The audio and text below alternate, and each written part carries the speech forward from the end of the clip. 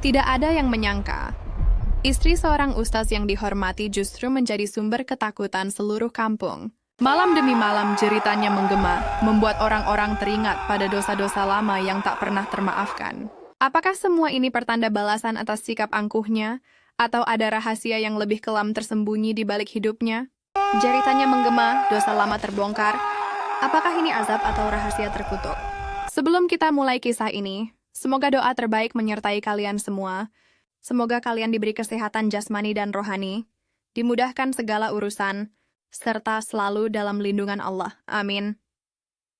Jangan lupa tinggalkan komen kalian tentang pelajaran apa yang bisa kita ambil dari cerita ini.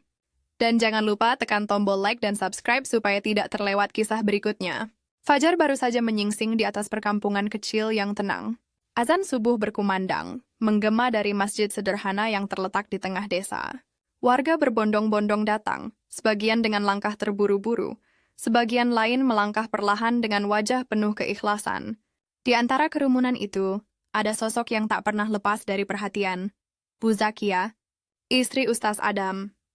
Meskipun suaminya dikenal sebagai sosok yang santun, rendah hati, dan menjadi panutan umat, Bu Zakia justru menampilkan wajah berbeda. Ia selalu hadir dengan pakaian indah yang serba baru, jilbab yang mewah, dan aroma parfum mahal yang menusuk hidung. Di matanya ada sinar angkuh yang seolah tak pernah padam. Para jemaah miskin yang duduk di saf depan kerap ia pandang dengan tatapan merendahkan. Bajunya masih itu-itu saja, tidak bosankah? Bisiknya kepada seorang ibu yang duduk di sebelahnya. Kalimat yang diucapkan lirih namun cukup tajam untuk menusuk hati. Sang ibu hanya tersenyum kaku, mencoba menahan rasa malu yang merayap di wajahnya. Di sisi lain Ustaz Adam sedang menyiapkan khutbahnya. Ia selalu berusaha menenangkan hatinya, meski sering mendengar kabar dari warga tentang sikap istrinya. Ia tahu, tugasnya bukan hanya membimbing umat, tetapi juga menuntun keluarganya sendiri menuju jalan kebaikan. Namun, setiap kali ia menasihati istrinya, Bu Zakia selalu berkilah. Aku hanya berkata jujur, ujarnya suatu malam, ketika Ustaz Adam menegurnya. Kalau mereka ingin dihormati, mengapa tidak berusaha lebih baik? Mengapa selalu datang dengan pakaian lusuh, wajah kusam, dan sikap mengiba? Ustaz Adam terdiam. Hatinya perih mendengar ucapan itu, tapi ia memilih menunduk, memohon pada Allah agar istrinya kelak menemukan hidayah. Hari-hari berjalan, dan semakin banyak warga yang resah.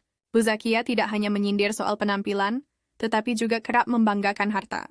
Ia suka membicarakan rumah besar yang mereka miliki, perhiasan emas yang memenuhi tangannya, atau makanan lezat yang tersaji di meja makan mereka. Sementara itu, tetangga yang hidup serba kekurangan hanya bisa menelan ludah mendengarnya. Namun anehnya, tidak ada yang berani menentangnya secara langsung. Rasa hormat pada Ustaz Adam begitu besar, sehingga mereka memilih diam, menahan luka dalam hati. Suatu sore, ketika majelis taklim perempuan digelar di serambi masjid, Bu Zakia kembali menjadi pusat perhatian. Dia duduk di kursi paling depan, sementara yang lain duduk di tikar lusuh. Suaranya lantang, seolah ingin memastikan semua orang mendengar. Seharusnya kalian lebih menjaga penampilan. Bagaimana orang mau menghargai kalau diri sendiri saja tidak bisa tampil layak? Katanya, beberapa wajah menunduk, menahan tangis. Ada pula yang menggertakkan gigi, marah namun tak mampu berkata.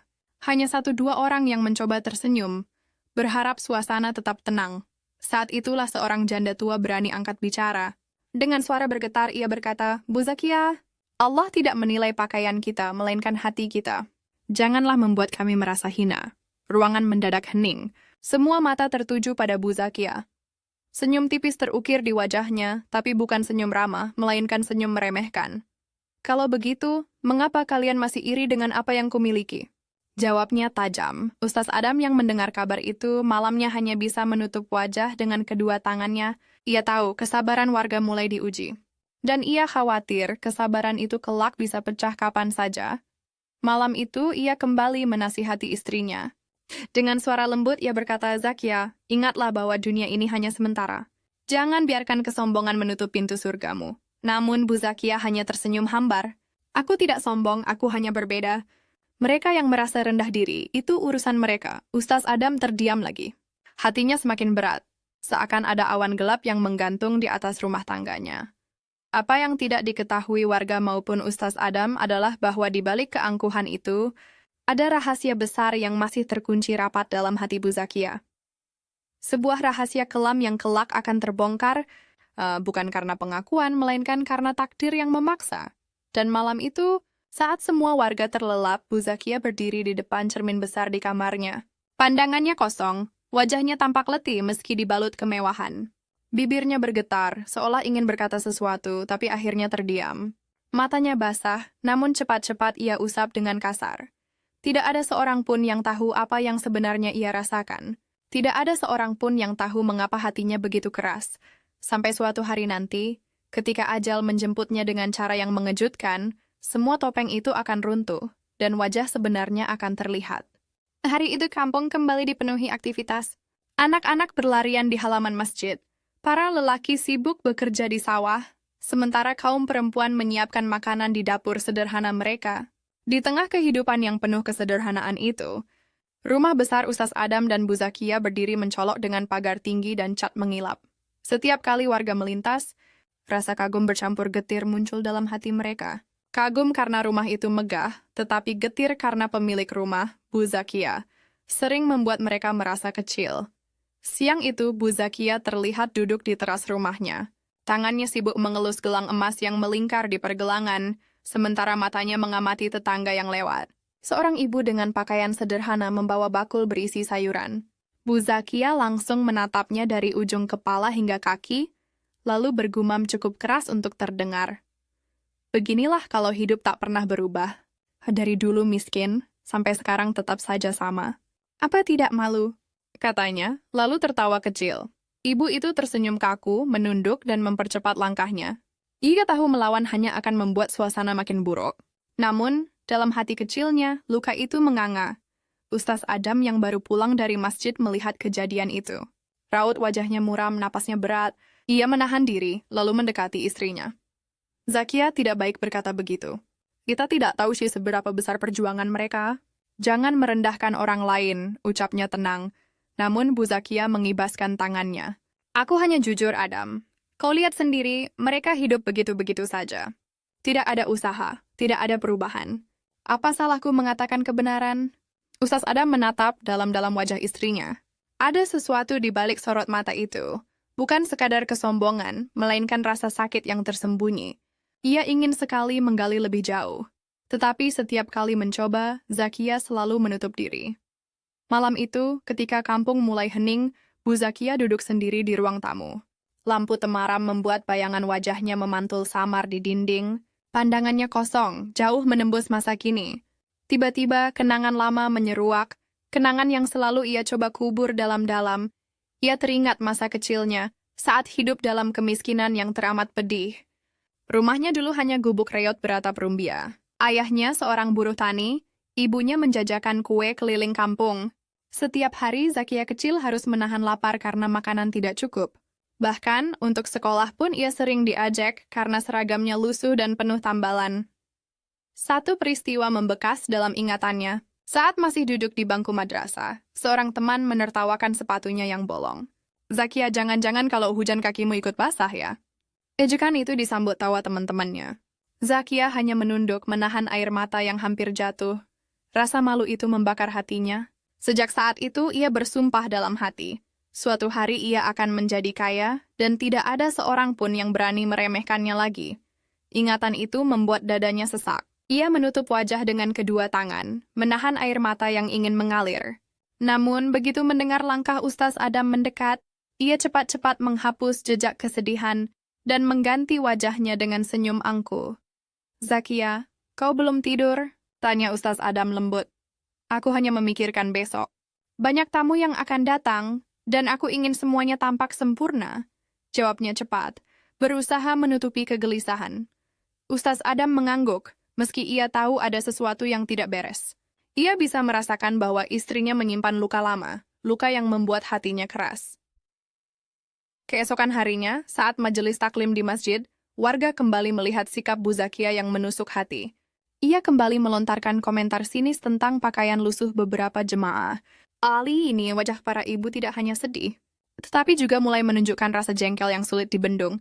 Kalau begini terus, Aku takut warga akan menjauh dari masjid, bisik salah seorang jemaah kepada temannya. Padahal Ustaz Adam orangnya sangat baik. Tapi istrinya, kalimat itu terhenti, diganti dengan helaan napas panjang. Desa yang dulu penuh kebersamaan kini mulai retak. Semua itu karena satu orang, Bu Zakia. Namun, di balik semua sikap angkuh itu, hanya Zakia sendiri yang tahu betapa dalam luka yang ia bawa. Luka itu bagai bara yang terus ia pendam dan perlahan membakar dirinya dari dalam. Hari-hari di kampung semakin terasa berbeda sejak sikap Bu Zakia kian menjadi-jadi. Warga yang dulu semangat datang ke masjid mulai merasa enggan. Mereka takut akan komentar sinis yang dilontarkan sang istri Ustaz, seolah setiap langkah, setiap pakaian, bahkan setiap gerakan mereka tidak pernah lepas dari penilaian tajamnya. Anak-anak pun ikut merasakan dampaknya. Mereka yang biasanya bermain riang di halaman masjid kini memilih berkumpul jauh di sudut gang. Nanti dimarahi Bu Zakia, bisik salah satu bocah, wajahnya pucat ketika melihat sosok perempuan itu berdiri di teras rumah. Tatapan matanya seakan mengusir siapapun yang melintas. Ustaz Adam semakin murung. Ia menyadari, kebersamaan warga mulai retak. Malam-malamnya dipenuhi doa panjang memohon agar Allah melembutkan hati istrinya. Namun setiap kali ia mencoba menasihati, Bu Zakia selalu menjawab dengan dingin, bahkan terkadang dengan nada marah. Aku tidak salah, Adam. Aku hanya ingin mereka berusaha lebih baik. Hidup bukan untuk terus-menerus menerima keadaan. Kalau aku bisa berubah, mengapa mereka tidak? Kata Bu Zakia dengan nada meninggi, matanya penuh gengsi. Kata-kata itu menusuk hati Ustaz Adam. Ia tahu benar bagaimana istrinya dulu hidup. Namun ia juga tahu bahwa mengingatkan tentang masa lalu hanya akan membuka luka yang belum sembuh. Maka ia memilih diam meski hatinya sakit. Sementara itu, beberapa warga mulai berbisik-bisik di warung kopi. Aku tidak mengerti bagaimana mungkin istri seorang ustaz bisa bersikap begitu. Ucap seorang lelaki tua. Entahlah. Sejujurnya aku kasihan pada Ustaz Adam. Orangnya begitu sabar, begitu ikhlas. Tapi istrinya, sahut yang lain, lalu menggeleng pelan. Bisikan-bisikan itu makin lama makin meluas. Rasa hormat warga pada Ustaz Adam masih ada. Tetapi bayangan Bu Zakia selalu membayangi setiap langkah mereka. Hingga suatu malam, seorang ibu bermimpi aneh. Dalam mimpinya, ia melihat Bu Zakia menangis di depan pintu rumah besar itu, wajahnya pucat, dan dari mulutnya keluar sekumpulan serangga yang merayap di tanah. Ia terbangun dengan tubuh gemetar, keringat dingin membasahi wajahnya. Apakah ini hanya bunga tidur atau pertanda sesuatu? Bisiknya pada diri sendiri. Keesokan harinya, ia menceritakan mimpinya kepada beberapa tetangga. Warga terdiam, sebagian wajah berubah pucat, sebagian lain menelan ludah. Mereka tidak tahu apa artinya, tapi firasat buruk mulai menghantui hati mereka. Sementara itu, Bu Zakia tetap berjalan dengan penuh percaya diri, seolah dunia ini miliknya. Ia tidak tahu bahwa bayang-bayang resah sudah mulai membara di hati warga. Dan tanpa ia sadari, takdir perlahan-lahan sedang menyiapkan kejutan yang akan meruntuhkan semua kesombongan itu. Hari-hari berikutnya berjalan dengan suasana yang kian ganjil. Warga kampung mulai merasakan ada sesuatu yang tidak beres, meski sulit dijelaskan dengan kata-kata. Suasana yang dulu hangat kini berubah menjadi penuh kecanggungan, terutama ketika nama Bu Zakia disebut. Di rumah besar itu, Bu Zakia masih menjalani rutinitasnya dengan penuh kesombongan. Ia selalu tampil dengan perhiasan berkilau, berusaha menunjukkan bahwa dirinya berbeda dari yang lain. Namun diam-diam ia sering merasa lelah, tubuhnya mulai mudah letih, napasnya terasa berat, dan kadang-kadang jantungnya berdebar tidak beraturan. Suatu malam, ketika ia sedang berdiri di depan cermin, tubuhnya tiba-tiba goyah. Tangannya berpegangan pada meja rias, wajahnya pucat. Apa ini? Aku hanya kurang tidur, itu saja, gumamnya, berusaha menenangkan diri. Namun sorot matanya memantulkan rasa panik yang tidak mampu ia akui kepada siapapun, bahkan kepada suaminya. Sementara itu, Ustaz Adam semakin khawatir. Ia sering melihat istrinya termenung, bahkan tanpa sadar meneteskan air mata.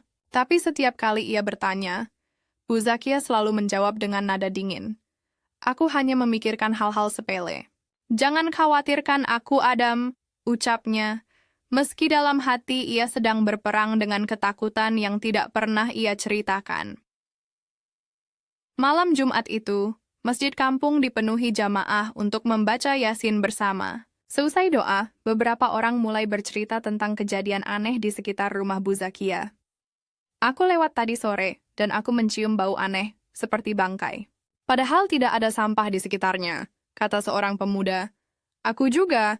Bahkan, aku melihat seekor kucing yang biasanya suka bermain di depan rumah itu tiba-tiba berlari ketakutan.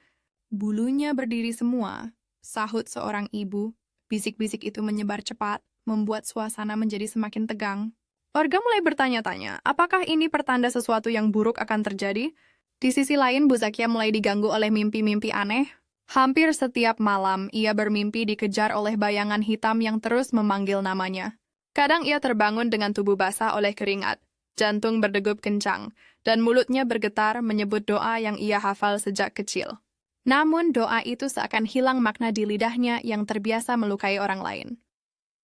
Suatu subuh ketika azan berkumandang, ia sempat berdiri di jendela, menatap ke arah masjid yang perlahan dipenuhi cahaya. Ada perasaan aneh yang menyeruak di hatinya, campuran antara rindu, takut, dan penyesalan. Tapi dengan cepat ia mengibaskan pikiran itu. Aku tidak boleh terlihat lemah. Tidak boleh, bisiknya. Namun bayangan hitam dalam mimpinya seakan menertawakan, menunggu waktu yang tepat untuk menampakkan wujud aslinya. Warga kampung semakin resah, Ustaz Adam semakin gelisah, dan Bu Zakia semakin rapuh meski terus menutupi kelemahannya dengan topeng angkuh. Pagi itu, udara kampung terasa lebih berat dari biasanya. Embun belum sepenuhnya hilang, namun suasana hati para warga seakan diliputi kabut yang sama pekat. Mereka mulai berbicara dengan nada pelan setiap kali nama Bu Zakia disebut. Seolah ada sesuatu yang tak bisa dijelaskan, tapi semua orang merasakannya.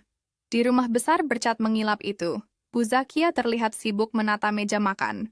Gelang emas di tangannya berkilau setiap kali ia mengangkat sendok atau piring, namun wajahnya tampak pucat. Senyumnya terasa dipaksakan, berbeda jauh dari biasanya yang selalu penuh kesombongan. Ustaz Adam memperhatikan dari kejauhan. Ia mendekat dengan langkah hati-hati, lalu berkata lembut, "Zakia, kau terlihat tidak sehat. Wajahmu pucat, tubuhmu pun sering gemetar. Maukah kau periksa ke tabib atau dokter di kota?" Namun Bu Zakia hanya tersenyum kecut. "Aku hanya lelah, Adam. Jangan khawatirkan aku." Suaranya terdengar getir, dan matanya enggan menatap suaminya terlalu lama. Hari-hari berikutnya, kondisi Bu Zakia makin terlihat rapuh. Ia sering pingsan tiba-tiba, atau terhuyung saat berjalan. Beberapa kali, warga memergokinya duduk sendiri di teras, termenung dengan pandangan kosong. Hal ini membuat gosip semakin menjadi-jadi. "Aku melihat Bu Zakia menangis sendiri kemarin sore," bisik seorang ibu kepada tetangganya. "Menangis dia? Bukannya dia selalu sombong?" Sahut yang lain dengan nada heran. "Ya, itu dia." Ada yang aneh.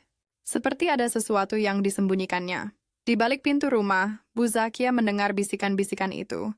Hatanya bergejolak, dadanya sesak. Ia benci dianggap lemah, apalagi menjadi bahan omongan. Tapi, di sisi lain, ia juga tahu dirinya semakin tak berdaya. Malamnya ketika semua orang terlelap, ia terbangun oleh mimpi buruk yang sama. Bayangan hitam mengejarnya, memanggil namanya dengan suara serak yang menggema.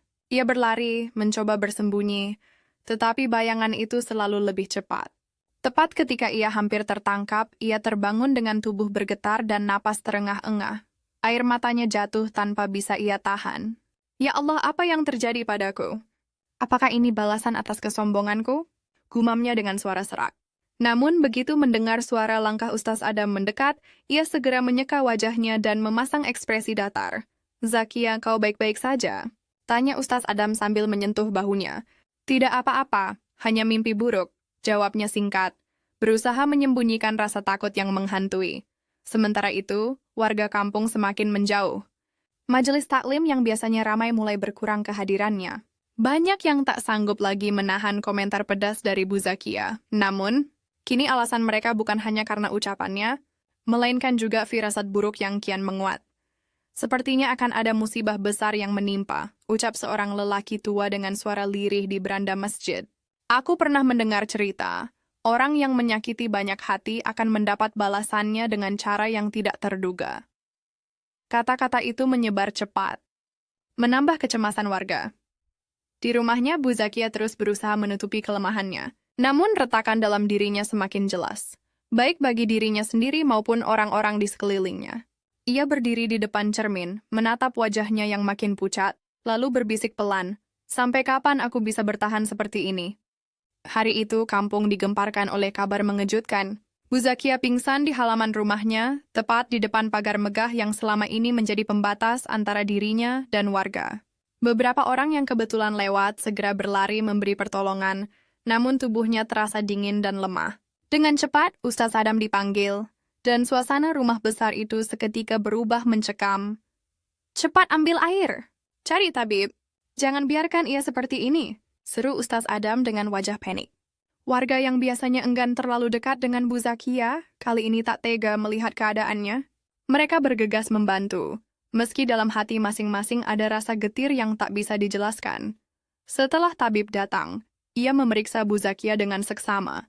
Tubuhnya lemah sekali. Sepertinya ia menanggung beban pikiran yang berat. "Jika ini terus berlanjut, aku khawatir." Tabib itu tak melanjutkan kata-katanya, hanya menggeleng pelan, lalu menyarankan agar Bu Zakia lebih banyak istirahat dan menjaga hatinya tetap tenang. Namun malam itu justru menjadi titik awal dari sebuah misteri besar. Saat semua orang sudah tidur, Bu Zakia terbangun dengan tubuh penuh keringat. Mimpi buruk yang selama ini menghantuinya kini semakin nyata. Ia melihat dirinya berada di dalam ruangan gelap, dikelilingi suara-suara aneh yang berbisik, menertawakan dan mengutukinya.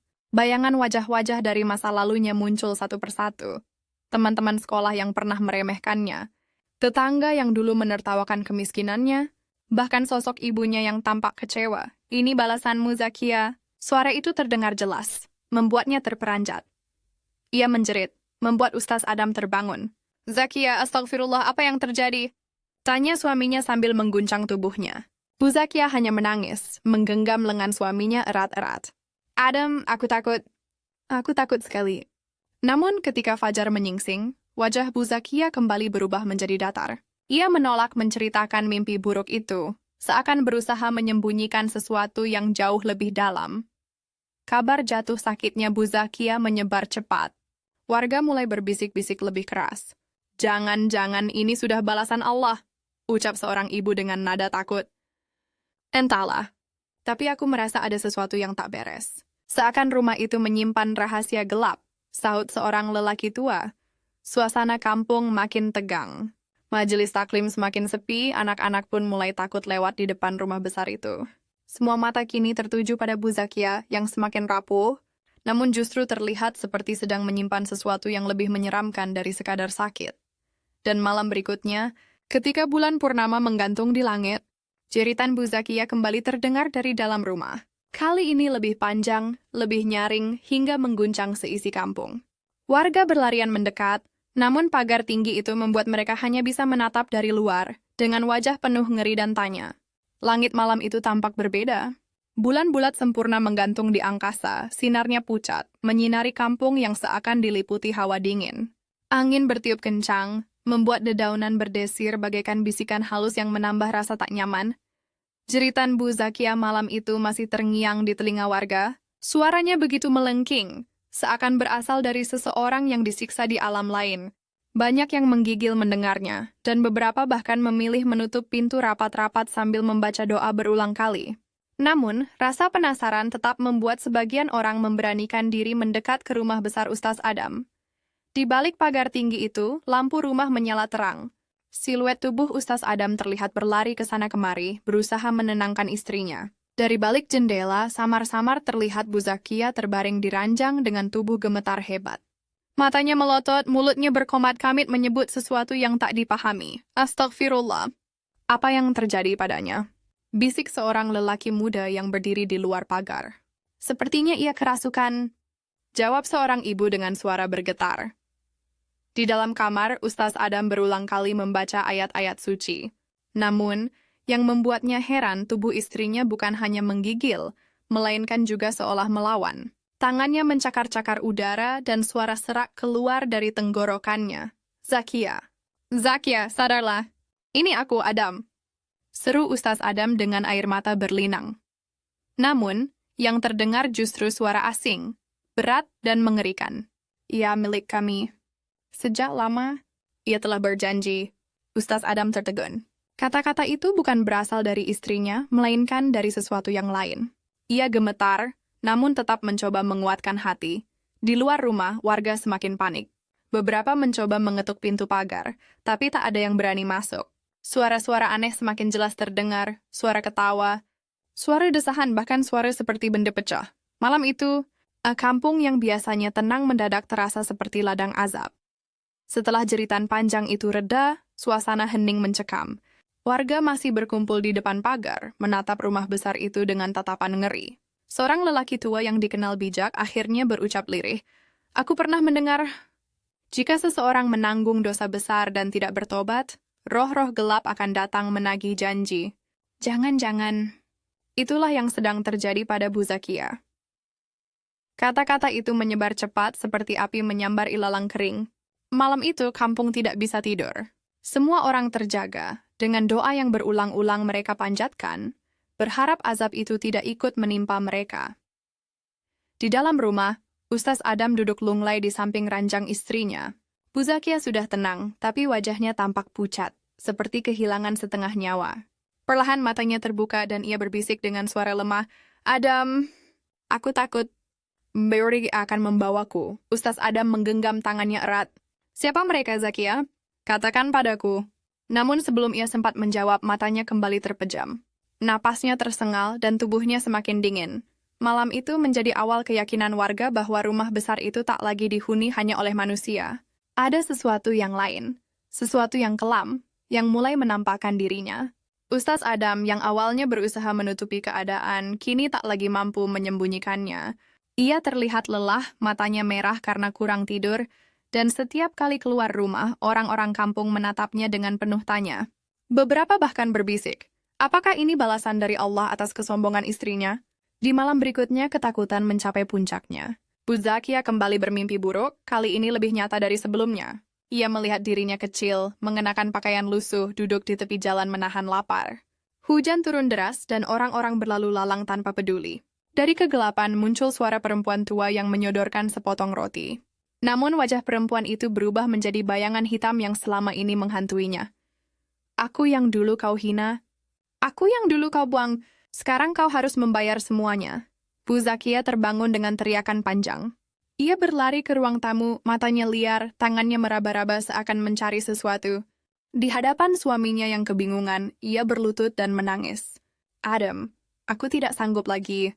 Mereka terus datang. Aku takut." Namun sebelum Ustaz Adam bisa menenangkannya, Bu Zakia menoleh ke arah jendela.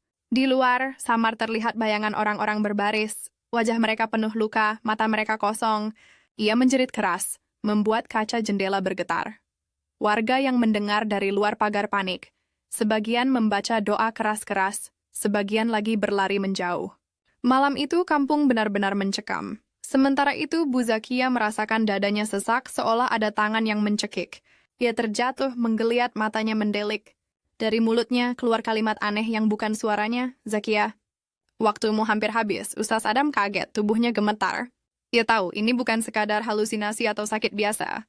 Ada sesuatu yang jauh lebih kelam, sesuatu yang mungkin berkaitan dengan rahasia yang istrinya sembunyikan selama ini. Dan malam itu, satu pertanyaan menggantung di benak semua orang. Rahasia apa yang sebenarnya ditutupi Bu Zakia, hingga kematiannya terasa begitu dekat? Hari-hari setelah malam penuh teror itu, Ustaz Adam akhirnya tak sanggup lagi menanggung beban sendirian. Ia mendatangi Kiai Musa, seorang ulama tua yang dihormati di kampung sebelah, untuk meminta pertolongan. Dengan wajah letih, ia menceritakan semua kejadian yang menimpa istrinya. Kiai Musa mendengarkan dengan tenang, lalu berkata, "Adam, terkadang apa yang menimpa seseorang bukan hanya penyakit tubuh, melainkan penyakit hati yang tak pernah disembuhkan. Kau harus siap, karena kebenaran yang selama ini disembunyikan akan terungkap." Ketika Kiai Musa datang ke rumah besar itu, Bu Zakia menolak bertemu. Ia berteriak, mengamuk, bahkan mencoba melukai dirinya sendiri. Namun pada akhirnya tubuhnya lemah dan ia tak berdaya. Di hadapan Kiai Musa, ia menangis terseduh-seduh. Aku tidak sanggup lagi." Suaranya pecah.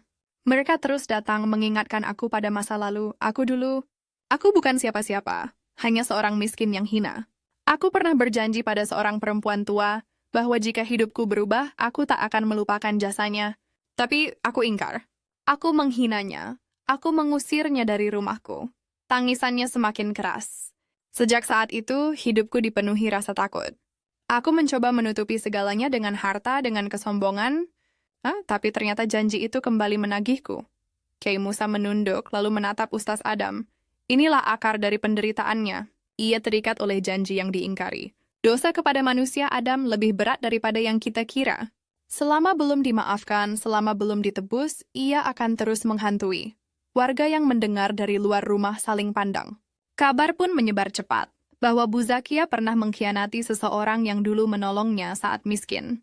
Sosok perempuan tua itu kini dipercaya menjadi bayangan hitam yang menghantui hidupnya.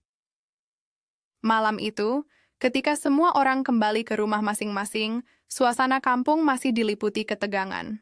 Bisikan-bisikan semakin ramai. Siapa sebenarnya perempuan tua itu? Apakah ia masih hidup? Ataukah arwahnya yang datang menagih janji? Di dalam kamarnya, Bu Zakia menggigil. Matanya tak berani terpejam. Setiap kali ia mencoba tidur, suara yang sama muncul, lebih dekat, lebih jelas. Zakia, waktumu hampir tiba. Fajar belum sepenuhnya merekah ketika kampung dikejutkan oleh teriakan dari rumah besar itu. Suara tangisan dan jeritan bercampur menjadi satu, membuat warga berlari keluar rumah. Pintu rumah Ustaz Adam terbuka lebar, dan dari dalam terdengar suara gaduh. Ustaz Adam berdiri di beranda dengan wajah pucat, kedua tangannya gemetar. Zakia, Zakia. Ucapnya terputus, seakan kata-kata enggan keluar. Warga yang penasaran segera mendekat. Saat mereka masuk, pemandangan mengerikan membuat sebagian menjerit dan menutup wajah. Bu Zakia tergeletak di lantai kamar. Tubuhnya kaku. Matanya melotot ke langit-langit dengan ekspresi ketakutan yang membeku. Tangannya seakan masih berusaha meraih sesuatu yang tak terlihat. Namun bukan itu saja yang membuat semua bergidik. Dari mulutnya, keluar cairan hitam pekat. Berbau anyir, mengalir membasahi lantai. Seakan tubuhnya menyimpan sesuatu yang selama ini tersembunyi, kini dipaksa keluar. Ya Allah, bisik seorang ibu, tubuhnya gemetar menyaksikan. Inilah balasan bagi kesombongan, ucap seorang lelaki tua dengan lirih. Ustaz Adam jatuh berlutut di samping istrinya, air matanya tak terbendung. Zakia, mengapa kau menutup rapat semua luka ini dariku? Seandainya kau bicara sejak dulu, mungkin kita bisa mencari jalan keluar. Suaranya parau, dipenuhi penyesalan. Kiai Musa yang hadir di tempat itu menunduk dalam lalu berkata, inilah pengingat bagi kita semua. Kesombongan hanya menutupi luka, bukan menyembuhkannya. Janji yang diingkari, hati yang disakiti, semua akan kembali menagih. Dan ketika ajal menjemput, tidak ada yang bisa disembunyikan lagi. Jenazah Bu Zakia akhirnya dimandikan dan disalatkan. Namun ketika proses pemakaman dilakukan, kejadian aneh kembali muncul. Tanah kuburnya beberapa kali longsor, seakan menolak menerima jasadnya. Warga bergidik, sebagian beristighfar, sebagian lain menangis ketakutan. Akhirnya, dengan susah payah, pemakaman selesai juga. Namun suasana hati kampung tak pernah lagi sama. Malam-malam setelah itu, orang-orang sering mengaku mendengar tangisan lirih dari arah kuburan baru itu. Tangisan yang panjang, menyayat, seakan jiwa yang terpenjara menyesali segalanya. Bagi warga kampung, kisah hidup dan kematian Bu Zakia menjadi pelajaran yang tak pernah dilupakan. Ia yang dulu selalu menundukkan orang lain dengan hinaan, kini dikenang bukan karena hartanya, melainkan karena kutukan yang menjeratnya. Dan hingga kini, setiap kali ada yang mulai berperilaku sombong, orang-orang akan berbisik, ingatlah kisah Bu Zakia.